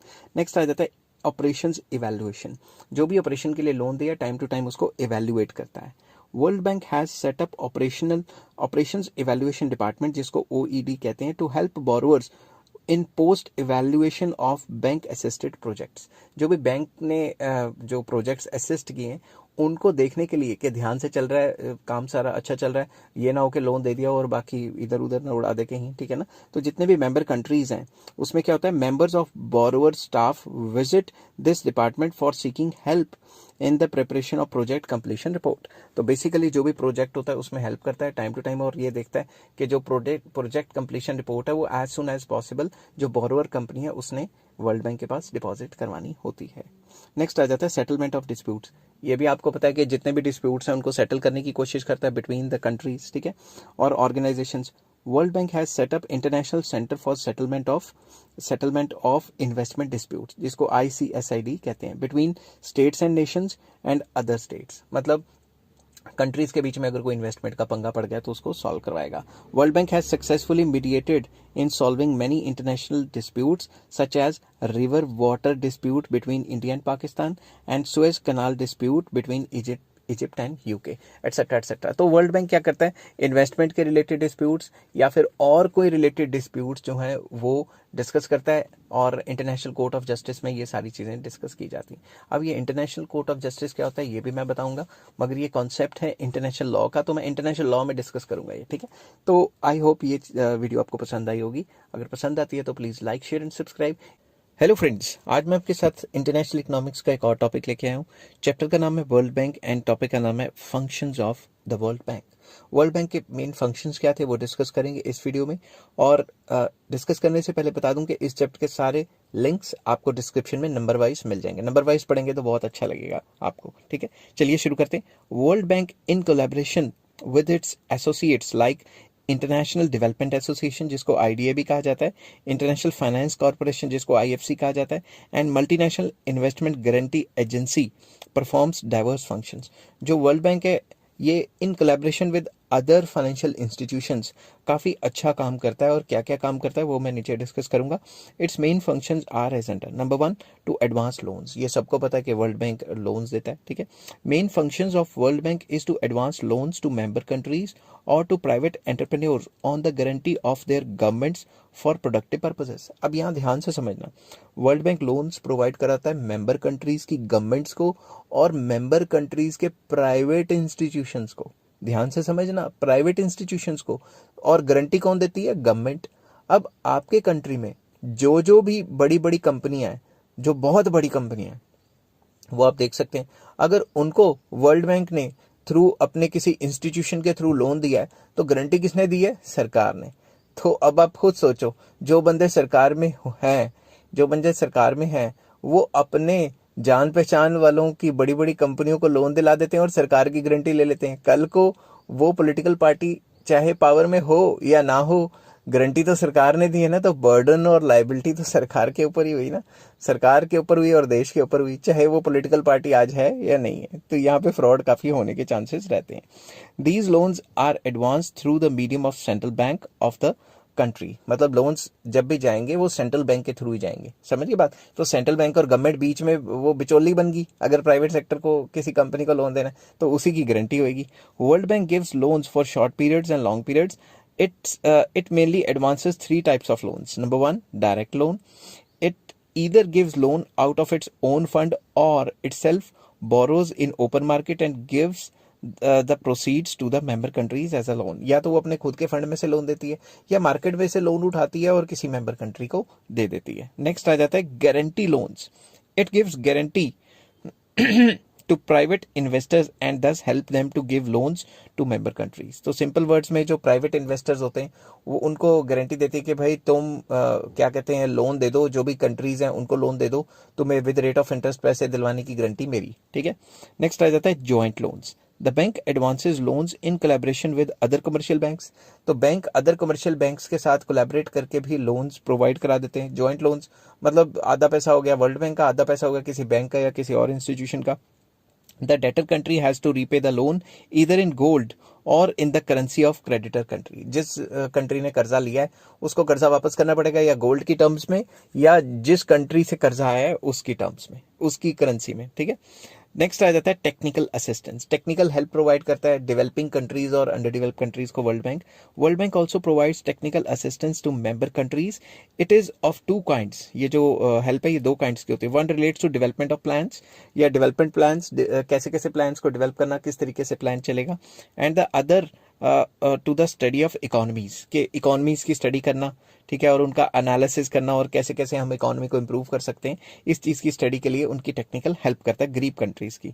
World bank sends its experts to member countries in order to provide them technical assistance. अपने एक्सपर्ट बंदे भेजता है ताकि एक्सपर्ट बंदे जाके वहाँ की हालात की जायजा कर सकें और उस हिसाब से सलाह मशवरा दे सकें। थर्ड आ जाता है training. World bank also arranges to impart training to the officials of the member countries in matters related to planning, economic development, public finance and other economic activities. तो वर्ल्ड बैंक अरेंज करता है training programme, किसके लिए? उन officials के लिए जो member countries के ऑफिशियल हैं उनके लिए, ताकि वो अपनी कंट्री में अपनी इकोनॉमी को अच्छे तरीके से चला सकें, प्लान्स वगैरह अच्छे तरीके से कर सकें और अपनी इकोनॉमी को हैंडल कर सकें अच्छे तरीके से और बैलेंस ऑफ पेमेंट को भी सही कर सकें। Many training programs has been initiated by the bank for this purpose. इस पर्पज के लिए कई training programs time to time रखते रहती है world bank. In year 1956, bank मतलब world bank established economic development institute for imparting training. 1956 में इन्होंने इंस्टीट्यूट बना लिया था जहाँ पे ट्रेनिंग देते हैं। नेक्स्ट आ जाता है कोऑर्डिनेटेड डेवलपमेंट असिस्टेंस। इसके अंदर world bank also coordinates assistance given to member countries from various sources and this makes development efforts effective। वो कोऑर्डिनेट करता है वर्ल्ड बैंक जो भी असिस्टेंस है उसके अंदर, ठीक है। मेंबर कंट्रीज की हेल्प करता है कि भाई मैं भी पैसे दे देता हूँ, किसी और से भी दिलवा देता हूँ, तुम्हारी खड़े पैर हेल्प कर देता हूँ, तो इससे डेवलपमेंट एक्टिविटीज काफ़ी ज़्यादा तेज हो जाती हैं। First attempt in this direction was made in 1958 when aid India club AIC जब बनाया गया था, ठीक है। Now such clubs have been founded for many countries. India के लिए तो बनाया ही था, बाकियों के लिए भी बना दिया। एड इंडिया क्लब एक क्लब बना दिया, ठीक है। उसमें क्या किया? उसमें कह दिया कि जो जो इंडिया को डोनेशन देना चाहता है यहाँ पे दे दे, ठीक है। उसके बाद आ जाता है डोनेशन या लोन्स, ठीक है। Settlement of international disputes. आपको पता है वर्ल्ड बैंक ने कई इंटरनेशनल डिस्प्यूट्स भी सॉल्व किए हैं। World bank also acts as a mediator, बिचौले का काम करता है to settle the international disputes. Indo Pak water dispute जो था, पानी का dispute, and suez canal dispute could be settled only with the efforts of world bank. तो वर्ल्ड बैंक बिचौले का काम भी करता है ताकि दोनों पार्टीज में सलाह मशवरा कराया जा सके। हेलो फ्रेंड्स, आज मैं आपके साथ इंटरनेशनल इकोनॉमिक्स का एक और टॉपिक लेके आया हूँ। चैप्टर का नाम है वर्ल्ड बैंक और टॉपिक का नाम है achievements of world bank. World bank की क्या अचीवमेंट्स है वो डिस्कस करेंगे। डिस्कस करने से पहले बता दूं कि इस चैप्टर के सारे लिंक्स आपको डिस्क्रिप्शन में मिल जाएंगे। नंबर वाइज पढ़ेंगे तो बहुत अच्छे से समझ आएगा। चलिए शुरू करते हैं। World bank has succeeded in the following respects. World bank के फायदे हैं, क्या फायदे हैं? सक्सीड हो गया ये अपने कई मकसद में। अब पूरी तरह से सक्सीड नहीं हुआ, वो क्रिटिसिज्म में करेंगे, वो ड्रॉबैक्स या लिमिटेशंस में करेंगे। फर्स्ट आ जाता है increase in capital. World bank has succeeded in enlarging it's capital. World Bank को सक्सेस मिली, इसने अपना पैसा बहुत ज्यादा कर लिया, इंटरनेशनल मनी को बढ़ा दिया। It has increase its capital share या शेयर कैपिटल बाय 19 टाइम्स। जितने में ये खुला था वर्ल्ड बैंक, जब खुलते हुए इसके पास जितने पैसे थे, जितनी कैपिटल थी, उससे 19 टाइम्स हो चुकी है। It has also added its capital by selling securities. इसने अपनी कैपिटल को बढ़ाने के लिए सिक्योरिटीज भी बेची है मार्केट में। Accordingly bank's power to advance loans has increase tremendously. तो बैंक की जितनी ज्यादा कैपिटल बढ़ेगी उतना ज्यादा वो लोन देने की उसके पास पावर बढ़ जाएगी। नेक्स्ट आ जाता है due attention to developed and under developed countries. It has attended to the requirements of both the developed and underdeveloped countries with fairness and equity। तो ये कई इकोनॉमिस्ट का ये मानना है, कई स्कॉलर्स का ये मानना है कि इसने डेवलप कंट्रीज और अंडर डेवलप कंट्रीज को इक्वालिटी की नज़र से देखा है, दोनों की लोन की रिक्वायरमेंट्स अच्छे तरीके से निभाई हैं। बट उल्टा अगर चलें तो कई इकोनॉमिस्ट कहते हैं इन्होंने तो फेवर की है, अमीर कंट्रीज को आसानी की टर्म्स में लोन दे दिए और गरीब कंट्रीज के लिए इतनी कंडीशन लगाई कि वो लोन कभी चुका ही नहीं पाते, ठीक है। Of the total loans advanced by World Bank, about 70% of the loans have gone to Asia, Africa and other UDC मतलब underdeveloped countries for their economic development। तो इन्होंने कहा कि जितना भी बैंक ने लोन दिया उसमें से 70% तो भाई गरीब countries, Asian countries, African countries को ही, अंडर डेवलप्ड कंट्रीज को दिया है। In addition world bank has also given large amount of loans for reconstruction of developed countries. ये आया क्यों था? वर्ल्ड वॉर के बाद, जो सेकेंड वर्ल्ड वॉर के बाद इसलिए आया था कि वो जो कंट्रीज जो तबाह हो चुकी हैं वर्ल्ड वॉर से, उनकी रिकंस्ट्रक्शन करना, तो उन डेवलप कंट्रीज की भी रिकंस्ट्रक्शन करने के लोन्स दिए। In 1997, the World Bank established Poverty Reduction and Economic Management, जिसको PREM कहते हैं, to eradicate poverty। गरीबी को हटाने के लिए अफ्रीकन और एशियन कंट्रीज को अंधाधुंध लोन दिए गए। Loans for productive purposes। World bank give loans only for productive purposes to the member countries. ये लोन सिर्फ प्रोडक्टिव पर्पज के लिए देता है, ये इसलिए नहीं देता कि लोन लेके आप जंग लड़ लो, ठीक है ना। Bank gives loans particularly, bank मतलब world bank, bank gives loans particularly for the development of electricity, power generation, transport, etc. मतलब प्रोडक्टिव काम के लिए लोन देता है।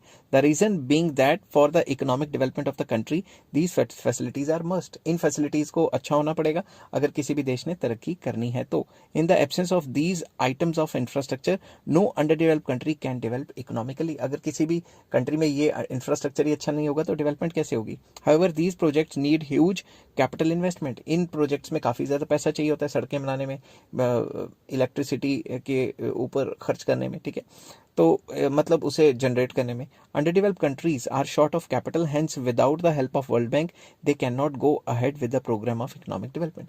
तो अगर वर्ल्ड बैंक की हेल्प नहीं करेगा तो ये सारे के सारे जो एक्सट्रीम प्रोजेक्ट्स हैं जिसमें काफ़ी ज़्यादा पैसा चाहिए वहाँ पे खर्च नहीं कर पाएंगे। टेक्निकल असिस्टेंस, ये मैं पहले भी पॉइंट पिछली वीडियोज़ में भी बता चुका हूँ कि world bank has provided technical assistance to almost all under developed countries, ठीक है। Officials of many countries have receive training from the institution set up by world bank. World bank ने जो इंस्टीट्यूट बनाया ट्रेनिंग, उसमें जाके उनको ट्रेनिंग दी जाती है अंडर डेवलप और जो डेवलपिंग कंट्रीज़ के बंदे, ताकि वो अपनी इकॉनमी में जाके, मतलब अपने कंट्री में जाके ऐसी ऐसी पॉलिसीज बनाए जिससे उनका देश तरक्की करेगा। Consequently the planned development of these countries have become possible. Next आ जाता है third window of the world, loans given by the world bank and international development association, जिसको आईडीए कहा गया है, वर इनएडिक्वेट। मतलब आईडीए और जो वर्ल्ड बैंक लोन्स देते थे वो इतने ज़्यादा एडिक्वेट नहीं होते थे। In order to make up this deficiency, both these institutions jointly founded in 1975 the third window. इन्होंने मिलकर एक और नया ऑर्गेनाइजेशन तैयार कर ली, थर्ड विंडो। ऑर्गेनाइजेशन ही मतलब एक टाइप का, मतलब और लोन्स प्रोवाइड करने के लिए। This window has been instrumental in providing loans on a large scale to developing countries at low rate of interest. तो इस विंडो के थ्रू, इस सिस्टम के थ्रू जो डेवलपिंग कंट्रीज है और अंडर डेवलप कंट्रीज है उनको लो रेट ऑफ इंटरेस्ट पे काफ़ी लोन दिया गया। The window has made available loans to many countries like India, Pakistan, Sri Lanka etcetera. तो इसके थ्रू काफ़ी डेवलपिंग और अंडर डेवलप कंट्रीज को लोन्स प्रोवाइड किए गए। नेक्स्ट आ जाता है coordination of lending activities of the lender country. कोई कंट्री लैंड करना चाहता है उसमें और जो बोरोअर कंट्री है उसके बीच में कोऑर्डिनेशन क्रिएट की। World bank coordinates the lending activities of such lender countries as to lend to under develop countries. कोई भी डेवलप कंट्री है वो अंडर डेवलप कंट्री को लोन देना चाहती है, उसके बीच में कोऑर्डिनेशन वगैरह करवाया। World bank convenes their meetings and prompts them to advance the loans to different under develop countries. Aid India club, मैंने यहाँ गलत लिखा है, मैं यहाँ लिख देता हूँ, एड इंडिया क्लब बनाया गया, ठीक है। Aid India club was organised by world bank for this purpose, ठीक है। मैंने एयर इंडिया लिख दिया था स्पीड में, तो एड इंडिया क्लब बनाया गया था इसी पर्पज के लिए, ठीक है, ताकि जो डेवलप कंट्रीज हैं वो कंट्रीज लाइक इंडिया एंड जो अदर कंट्रीज हैं उनको सस्ते में लोन दे सके। नेक्स्ट आ जाता है settlement of disputes among Nations. Nations के बीच में जो भी डिस्प्यूट्स हैं उनको भी सॉल्व करने के लिए काफ़ी ज़्यादा वर्ल्ड बैंक ने काम किया। World bank has made successful attempts to mutual economic disputes among the nations, जैसे Indo Pak water dispute, Suez canal dispute etcetera are the few examples that could be settled only through the mediation of world bank. तो ये point मैं पहले भी कई function में discuss कर चुका हूँ कि ये वर्ल्ड बैंक एक बिचौले का काम करता है, मीडिएटर का काम करता है, जिसकी वजह से जो डिस्प्यूट्स हैं वो सॉल्व हो सकते हैं, जो आपस में इकोनॉमिक डिस्प्यूट्स हैं। नेक्स्ट आ जाता है fight against poverty through it's loan policy. Through its loans, policy advice and technical assistance, the World Bank supports a broad range of programs aimed at reducing poverty and improving living standard of the people in the developing countries. Developing countries में loans दे के या policy advice कर करके या technical help कर करके या अपने various programs के through गरीबी हटाने के लिए इसने काफ़ी ज़्यादा World Bank ने काम किया है। The global fight against poverty is aimed at ensuring the people everywhere in this world have a chance for a better life for themselves and for their children. तो जितनी ज़्यादा गरीबी हटेगी उतने ही ज़्यादा चांसेस उनको जॉब्स वगैरह के मिलेंगे, अपनी स्टैंडर्ड ऑफ लिविंग को बढ़ाने के मिलेंगे और उतनी अच्छे प्रॉस्पेक्ट्स होंगे कि वो अपने बच्चों को भी अच्छी अपब्रिंगिंग कर सकें। over the past generation, more progress has been made in reducing poverty and raising standard of living than during the other period in the history. तो मतलब जब से वर्ल्ड बैंक आया, थोड़ी तारीफ कर दी कि जब से वर्ल्ड बैंक आया इसने इतने लोन दिए ताकि जो over the period of time जो गरीब देश हैं उनके पास भी पैसा हो गया और वो भी अच्छा काम कर सकते हैं, ठीक है। मतलब अपना उन्होंने स्टैंडर्ड ऑफ लिविंग बढ़ा लिया क्योंकि जॉब्स वगैरह क्रिएट हुई। नेक्स्ट आ जाता है agriculture and rural development. Agriculture and rural development के लिए भी इसने काफी ज्यादा लोन दिए हैं, डेवलपिंग कंट्रीज को भी और अंडर डेवलप कंट्रीज को भी। For promoting agriculture and rural development, World Bank has set up International Fund for agricultural development. तो एग्रीकल्चरल डेवलपमेंट के लिए स्पेशल एक जो है एक कमेटी बना दी इन्होंने, ऑर्गेनाइजेशन ही अलग से बना दी। From this fund financial aid is provided to agricultural for agriculture development to poor nations. जो गरीब कंट्रीज हैं उनकी मदद करने के लिए international fund for agriculture development बनाई जिसके थ्रू उनको लोन्स दिए जाएंगे। नेक्स्ट आ जाता है training programme. World Bank arranges training for the officials of the member countries in the area of economic planning, development policies, agriculture research, healthcare, power management, water management etcetera etcetera. उन्होंने इन सब की इन सारे topics की training वगैरह देनी शुरू कर दी ताकि जो गरीब देश हैं इन चीज़ों को अच्छे तरीके से मैनेज कर सकें। नेक्स्ट आ जाता है रिसर्च। सबको पता है वर्ल्ड बैंक रिसर्च करता है। World bank undertakes different research projects and it publishes results in its own journals. अपने जर्नल्स में वो पब्लिश करता रहता है। जर्नल का नाम क्या है? WDR, मतलब वर्ल्ड डेवलपमेंट रिपोर्ट, जो कि एक फेमस जर्नल है वर्ल्ड बैंक का। This information helps in economic planning and research projects of member countries. तो इस जर्नल के थ्रू जो मेंबर कंट्रीज हैं वो नई नई चीज़ें अपनी पॉलिसी फॉर्मुलेशन कर सकती है, ठीक है। मतलब क्योंकि इसमें ऐसा डाटा होता है, पता लग जाता है ना कौन से कंट्री को किससे फायदा हुआ, कौन कौन सी पॉलिसी से। Financial assistance to welfare institutions. जितने भी वेलफेयर इंस्टीट्यूशंस हैं लाइक यूनिसेफ, यूनेस्को, WHO और ILO, इनको वो फाइनेंशियल हेल्प प्रोवाइड करता है। World bank has provided financial assistance to world welfare institutions like UNICEF, UNESCO, WHO, ILO, etc. Thus, World Bank promotes welfare by funding these institutions. In institutions को fund करता है ताकि आगे ये और ज़्यादा वेलफेयर के काम कर सके। Establishment of subsidiary institutions. इसने क्या किया? अपने अंदर कई इंस्टीट्यूशंस को भी डेवलप किया है। जैसे World bank has also established 3 subsidiary institutions, namely number 1 International Finance Commission. इसमें क्या होता है? It was set up in July 1956। Its objective is to encourage private enterprises of the member countries. जो भी मेंबर कंट्रीज में जो प्राइवेट इंस्टीट्यूशंस है उनको एनकरेज करना, उनको लोन्स वगैरह देना। फिर आ जाता है international development association.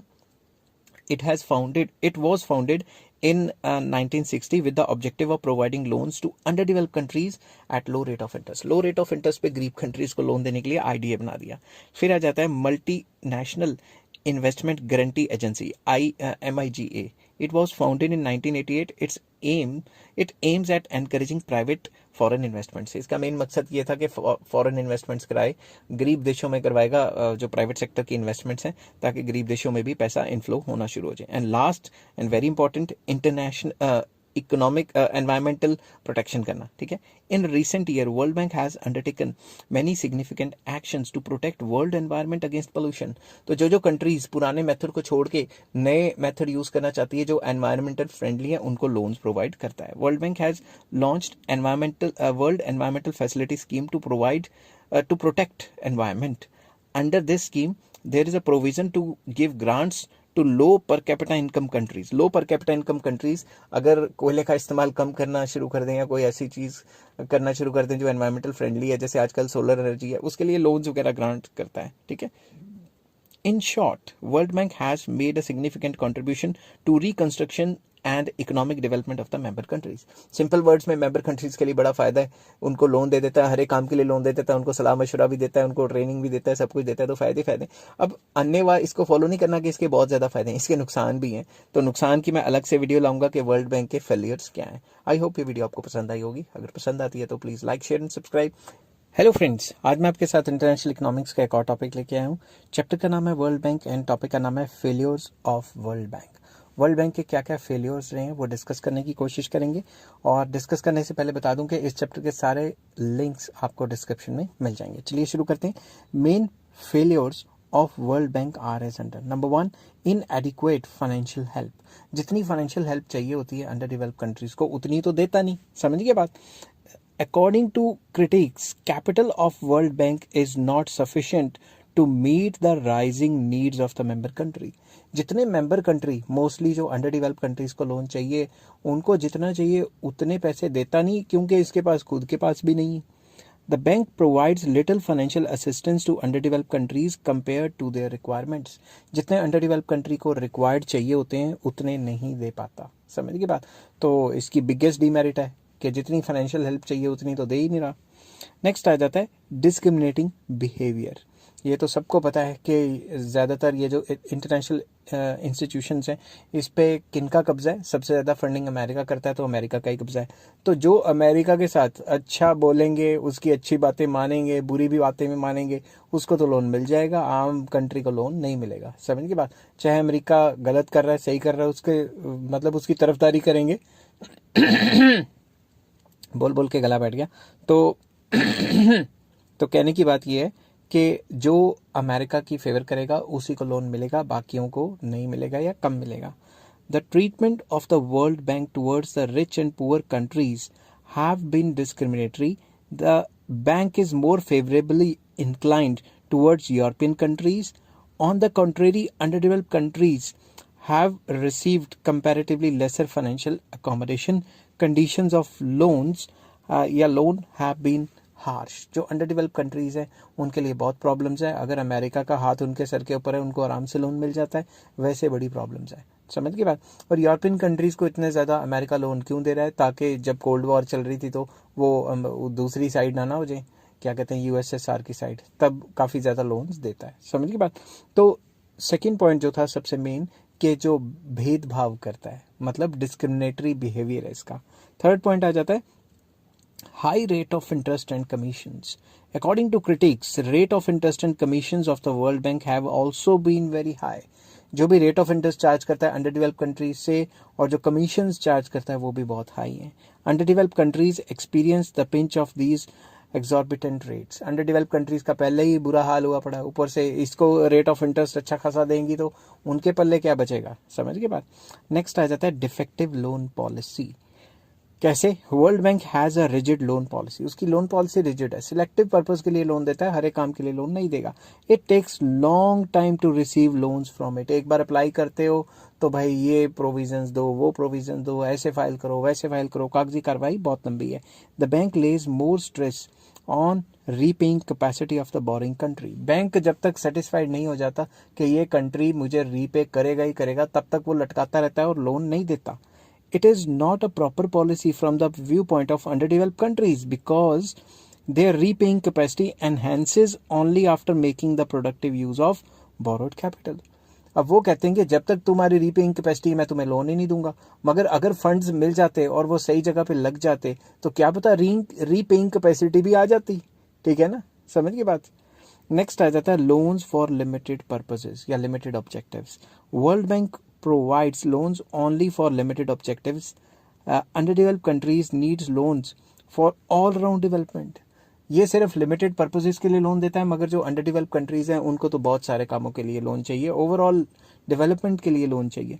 There loans need not to be tied with a specific projects. उनके जो लोन्स हैं वो ज़रूरी नहीं एक पर्टिकुलर प्रोजेक्ट होगा तभी लोन मिलेंगे, ये प्रोजेक्ट नहीं होगा तो लोन्स नहीं मिलेंगे. They need such loans as can be utilized by them according to their priorities.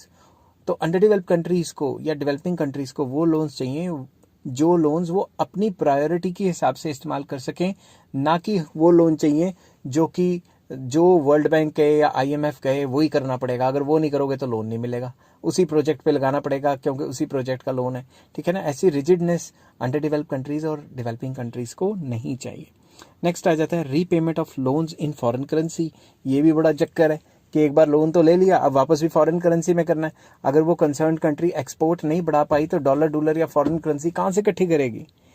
in the condition of the bank to repay the loans in the same foreign currency in which it has taken earlier is also hard to be fulfilled by the underdeveloped countries.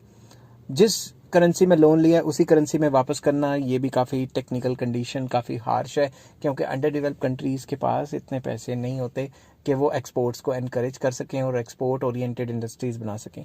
But चलो ये मैं मान लेता हूँ कि world bank के लिए भी ठीक है, क्योंकि अगर ऐसा ना हुआ तो हर एक कंट्री अपनी करेंसी प्रिंट करके खुद ही दे देगा, समझिए बात। तो many a time it becomes pretty difficult for these countries to repay the loans in foreign currencies. कभी कभी लोन देना काफ़ी मुश्किल पड़ जाता है और इस वजह से डेट ट्रैप में फंस जाते हैं अंडर डेवलप्ड कंट्रीज। एक लोन चुकाने के लिए दूसरा लोन चुकाने के लिए तीसरा लोन। नेक्स्ट आ जाता है डिस्क्रिमिनेटरी, ये पॉइंट पहले भी था। World Bank is also criticized on the basis of discrimination adopted by it on its purpose-wise and region-wise assistance towards the developing countries. कुछ developing countries की फेवर कर लेता है और बाकी अंडर डेवलप्ड और बाकियों की फेवर नहीं करता। From 1990, the bank has directed its lending policy in favor of developing countries for the development of agriculture, rural development and transportation, communication etcetera. तो बैंक को जहां लगता है कि डेवलपिंग कंट्रीज रीपे कर पाएंगी उनको तो लोन दे ही जा रहा है, और जो अंडर डेवलप्ड कंट्रीज है जिसको उसको लगता है कि लोन नहीं दे पाएगी उसको बिल्कुल भी नहीं दे रहा, बल्कि लोन की जरूरत तो गरीब को होती है। जो थोड़ा मिडिल क्लास और थोड़ा अमीर हो गया उसको लोन क्या चाहिए, खुद सोचो, ठीक है। तो काफी डिस्क्रिमिनेटरी पॉलिसी है कि डेवलपिंग को फेवर कर रहा है और बाकी अंडर डेवलप या लीस्ट डेवलप कंट्रीज को फेवर ना करे। तो हार्ड कंडीशनैलिटीज, लोन्स देता है मगर कंडीशन 100 तरीके की लगा देता है। The introduction of structural adjustment facility and ESAF, जो मैंने पिछले वीडियोस में आपको कराया था, has put hard conditionalities for borrowing countries like open trade, reforms in public budgeting, debt management, revision of price policies, better planning for public investment and management of public enterprises. Simple words में ये loan तो देता है, कहता है अगर loan दे रहे हैं ना तुम्हें, मगर तुम अपनी पॉलिसी चेंजेस करो। पॉलिसी चेंजेस में आ जाते हैं कि जो है अपनी इकोनॉमी को ओपन अप करो, रिस्ट्रिक्शंस हटाओ, जो प्रोटेक्शंस लगाई हैं वो हटाओ, डेट को मैनेज करो, ऐसे कई कंडीशंस लगा देता है। एक तो लोन दे रहा है, ऊपर से दादागिरी कर रहा है, समझिए बात। स्ट्रक्चरल एडजस्टमेंट फैसिलिटी, जिसको सैफ कहते हैं, SAF, releases second instalment of loan only after the review of time bound reform programmes. Second instalment देते ही तब है जब उनको लगे कि जो पहली इंस्टॉलमेंट दी है उसकी वजह से जो कंडीशंस थी, रिफॉर्म्स थे, वो ले आए हैं। अगर रिफॉर्म्स वगैरह या जो ये पॉलिसी वगैरह चेंज करने के लिए कहते हैं, अगर वो नहीं लेके आए तो भाई पहली इंस्टॉलमेंट के बाद दूसरी इंस्टॉलमेंट मिलती ही नहीं, ठीक है। तो अब इसको कंक्लूड करते हैं। In short, despite the above shortcomings, bank has made a significant contribution in the development of all the countries of the world. बुराइयां तो हैं मगर फिर भी इसने लोन तो दिया है ना, जो कंट्रीज तबाह हो गई थी वॉर से उनको रिबिल्ड तो किया है ना। The bank's overall performance must be जज not on the behalf of its lending activities but also on the behalf of its success in providing technical assistance and such needed advice on various projects. हम ये नहीं कह सकते कि कईयों को loan नहीं मिला तो वो बुराई करेंगे इसकी, मगर इसने लोन्स तो दिए ही हैं, मगर उसके साथ साथ टेक्निकल हेल्प भी तो प्रोवाइड की है ना। इंजीनियरिंग रिलेटेड या एजुकेशन रिलेटेड कई इसने हेल्प की हैं, टेक्निकल हेल्प भी की हैं, जैसे अंडर डेवलप्ड कंट्रीज का बहुत ज़्यादा फायदा हुआ है। आई होप ये वीडियो आपको पसंद आई होगी। हेलो फ्रेंड्स, आज मैं आपके साथ इंटरनेशनल इकोनॉमिक्स का एक और टॉपिक लेके आया हूँ। चैप्टर का नाम है वर्ल्ड बैंक एंड टॉपिक का नाम है India and world Bank.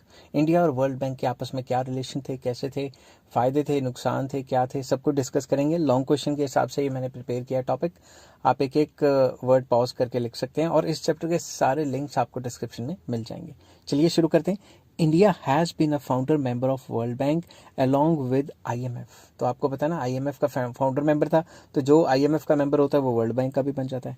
India is one of दो 17 countries that prepare the agenda of 1944 Bretton Woods conference. India उन 17 कंट्रीज में से एक है जिन्होंने ब्रेटन वुड्स कॉन्फ्रेंस में ये एजेंडा प्रिपेयर किया था कि दो इंस्टीट्यूशंस लेके आएंगे जो वर्ल्ड की इकॉनमी को सपोर्ट करके इस वर्ल्ड वॉर के जो नेगेटिव इफेक्ट्स हैं उससे निकालने की कोशिश करेंगे। India was one of those 44 countries who first of all signed the final draft of establishment of world bank. World bank का जब फाइनल ड्राफ्ट हुआ था तो 44 कंट्रीज ने साइन किया था, इंडिया भी एक था। The benefits that India has derived out of the membership of the World Bank are as under. Number 1, Executive Director. India has been a permanent member of board of executive directors for many years, काफ़ी years तक executive जो board है इनका, उसका जो India एक director रहा है काफ़ी साल तक, ठीक है। फिर थोड़ी कंट्रीब्यूशन कम की और बाकियों की कंट्रीब्यूशन काफ़ी बढ़ गई, तो इंडिया फिर एक इलेक्टेड मेंबर हो गया और परमानेंट मेंबर नहीं रहा। नेक्स्ट आ जाता है loans. India has received enough loans from world bank for its development project. India ने कई डेवलपमेंट प्रोजेक्ट स्टार्ट किए और वर्ल्ड बैंक से टाइम टू टाइम लोन लिए। कहाँ कहाँ लिए वो मैंने थोड़ा डाटा लिखा हुआ है, तो आप ये नोट कर सकते हैं। मैं जल्दी जल्दी पढ़ लूँगा क्योंकि इसमें समझने वाला तो कुछ नहीं है। फलां प्रोजेक्ट के लिए फलां लोन लिए। The world bank through its lending committed to $9.3 billion in financial assistance to India in 2009 and 10, मतलब इतने डॉलर मिले 2009-10 में। It was almost 15.1% of its lending, जो मतलब जितनी भी लैंडिंग की उसका 15% हमें लैंड किया। India is the largest borrower of the world bank. अब ये हंसने की बात है, ये रोने की बात है, ये आप खुद ही सोचो कि इंडिया जो है लार्जेस्ट बोरोअर है वर्ल्ड बैंक का। The world banks country strategy for India for 2009 and 12 envisaged a total lending program of $14 billion for 3 years. उन्होंने कहा भाई $14 बिलियन देंगे 3 साल के लिए। Of this $9.6 billion is from IBRD। IBRD मतलब वर्ल्ड बैंक से $9.6 बिलियन मिलेंगे और $4.4 बिलियन मिलेंगे IDA से, ठीक है। IDA इंटरनेशनल डेवलपमेंट एसोसिएशन, ठीक है। और उसके बाद India has secured loans specially for the development of the following projects. कौन कौन से प्रोजेक्ट्स के लिए लोन लिए, कोई भी आप लिख दो, इतने सारे प्रोजेक्ट्स हैं। रेलवेज के लिए power project of Damodar Valley Corporation, irrigation projects and purchase of aircrafts by Air India, development of ports, thermal power projects of Maharashtra, coal industry के लिए लिया है, Tata Iron and Steel Company के लिए लिया, और प्राइवेट सेक्टर के लिए भी आपको बताया था ना पिछले वीडियोस में कि लोन्स मिल जाते हैं मगर सरकार गारंटी देगी। Financial assistance to Industrial Development Bank of India and Industrial Credit and Investment Corporation of India, telecommunications के लिए लोन लिए, वाटर सप्लाई एंड सैनिटेशन के लिए लोन लिए, अब रोड कंस्ट्रक्शन के लिए लोन लिए, ऑफशोर प्रोजेक्ट पेट्रोल प्रोजेक्ट्स के लिए लोन लिए, cement, rubber and electronic industries etcetera के लिए लोन लिए। World bank has more than 80 active projects in India. India के अभी भी 80 प्रोजेक्ट्स चल रहे हैं वर्ल्ड बैंक में। अब इतने सारे लोन लिए, अब कोई भी 5-7 लिख लेना, ठीक है ना। नेक्स्ट, एड इंडिया क्लब और कंसोर्टियम, ठीक है। In August 1950, Aid India Club was founded by the efforts of World Bank with a view to provide financial assistance and foreign currency to India. 1950 में एड इंडिया क्लब बनाया था कि India को जो है काफ़ी सस्ते रेटों पे जो फाइनेंशियल असिस्टेंस है मिल सके, ताकि इंडिया भी अपनी बैलेंस ऑफ पेमेंट सुधार सके और थोड़ा डेवलप हो सके। Among its members are the countries like America, England, Japan, Germany and Canada. तो ये इनके मेंबर्स हैं। The club has given substantial amount of loans in the form of foreign currency to India. मतलब club ने इकट्ठे करके पैसे India को काफ़ी ज़्यादा दिए, ज़्यादातर पैसा फॉरेन करेंसी में ही था, और it is now called Indian development forum. तो इसका जो नाम है वो चेंज हो गया, इंडियन डेवलपमेंट फोरम हो गया है आजकल। In its first meeting held on 29 July 1994, 15 private corporations of India and many multinational corporations were invited. 15 India की प्राइवेट कंपनियां इन्वाइट किए हुई, टाटा, बिरला, रिलायंस, ठीक है। आजकल तो अडानी भी बोलना पड़ता है। It was decided in this meeting that more assistance for improving the infrastructure and rural development to be provided. ये डिसाइड किया गया कि इंडिया को और पैसा चाहिए और लोन दिया जाएगा, ठीक है। अब ये खुशी की बात है, रोने की बात है, ये आप डिसाइड करो।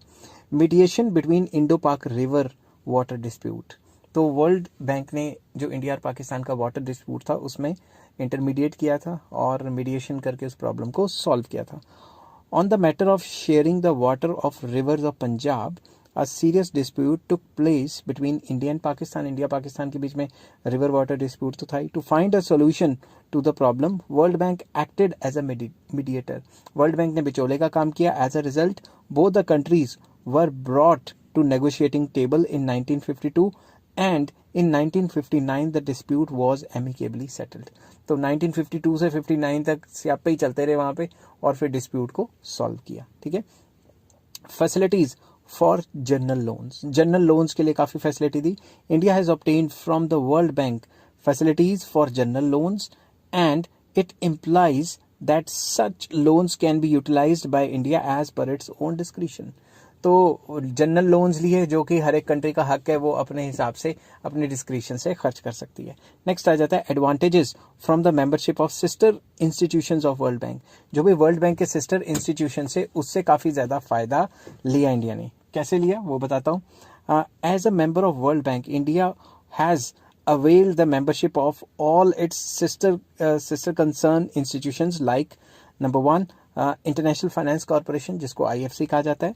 This corporation was set up in 1960 to provide loans to private sector of the member countries. By far 57 companies of India have been able to secure foreign investment worth $121 crore through this corporation. मतलब 1960 में आई थी और 57 companies को loan मिल चुका है इसके through. ठीक है, और कितना लोन मिल चुका है? $121 करोड़. ठीक है. नेक्स्ट आ जाता है इसमें इंटरनेशनल डेवलपमेंट एसोसिएशन, IDA जिसको कहा जाता है. ठीक है. It was founded in 1960 with the objective of providing loans to poor countries on concessional rates. 1960 में आई थी और इसका मेन मकसद था कि गरीब कंट्रीज को सस्ते में लोन देगी.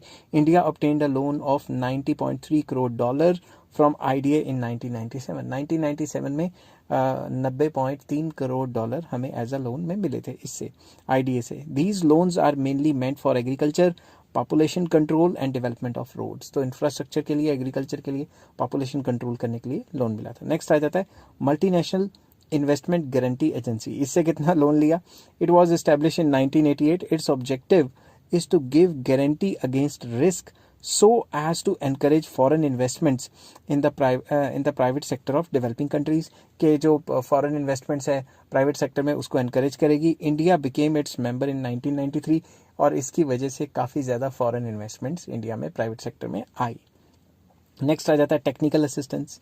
तो आपको पता है वर्ल्ड बैंक काफ़ी ज़्यादा टेक्निकल हेल्प भी प्रोवाइड करता है सारी कंट्रीज़ को. World bank has provided from time to time technical assistance to India for its varied projects.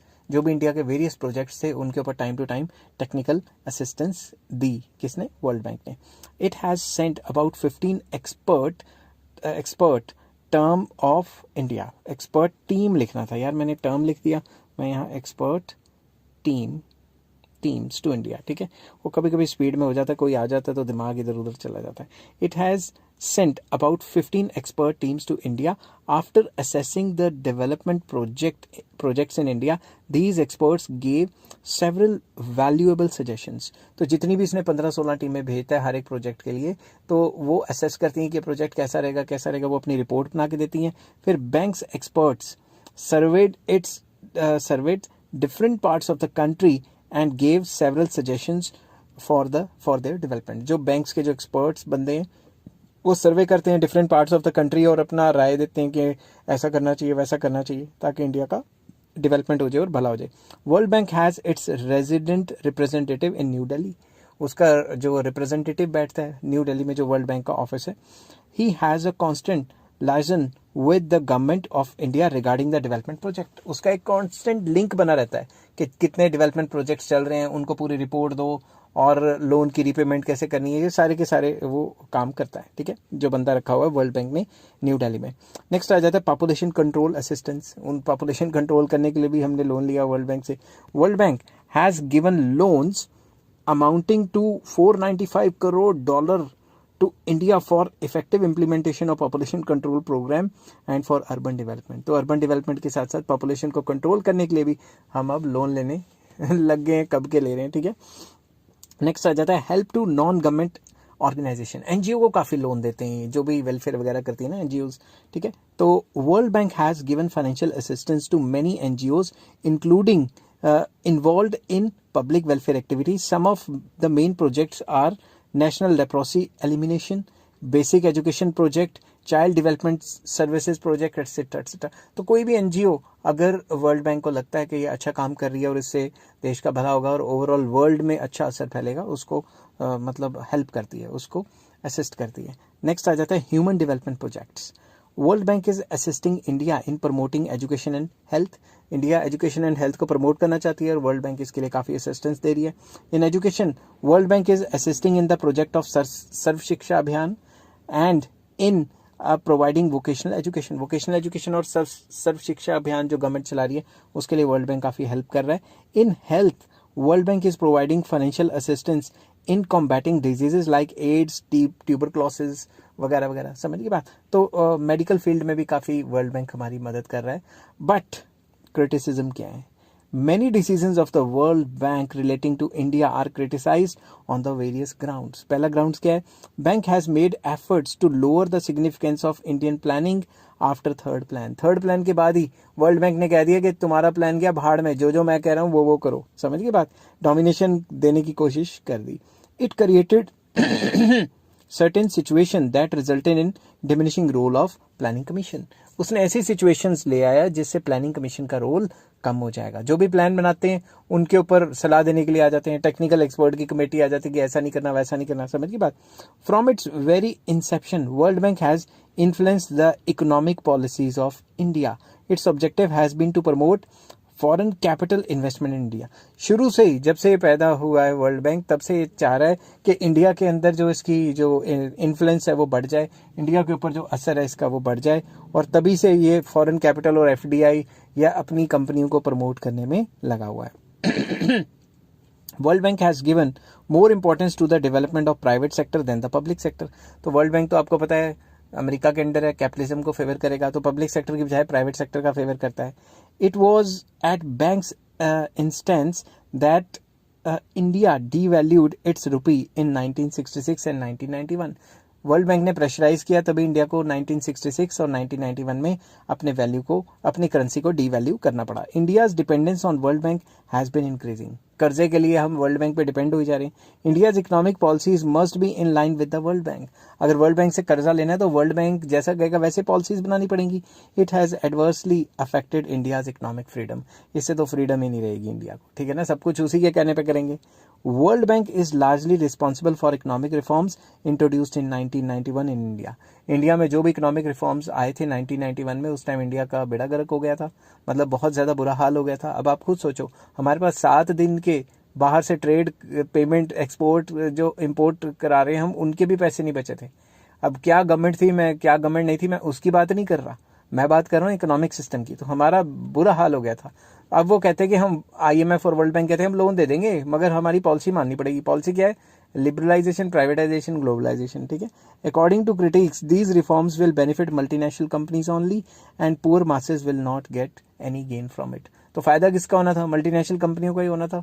गरीब बंदा तो और गरीब हो जाता है, समझ की बात। तो मल्टीनेशनल कंपनियों के क्या मेरिट डीमेरिट है वो किसी और दिन डिस्कस करेंगे, यहाँ तो कुछ और टॉपिक चल रहा है अभी। In short, critics are of the view that membership of World Bank has endangered economic freedom of India. India की जो इकोनॉमिक फ्रीडम है, हम अपने लेवल पे पॉलिसी नहीं बना सकते। जो भी काम करने लगते हैं वर्ल्ड बैंक कहता है पहले मेरे से तो सलाह लो, नहीं तो मेरा कर्जा वापस करो। In reality India has gained much from being the member of World Bank for the development of agriculture, industry, energy, roads, railways, etc. But कुछ इकोनॉमिस्ट का ये मानना है कि हमें कर्जे मिले और हमने ओवरऑल इंफ्रास्ट्रक्चर को डेवलप किया है, तो इंडिया को वर्ल्ड बैंक का फायदा ही रहा है। दूसरी तरफ कुछ लोग कहते हैं नहीं जी, गुलामी टाइप होगी एक टाइप की, ठीक है। तो आई होप ये वीडियो आपको पसंद आई होगी।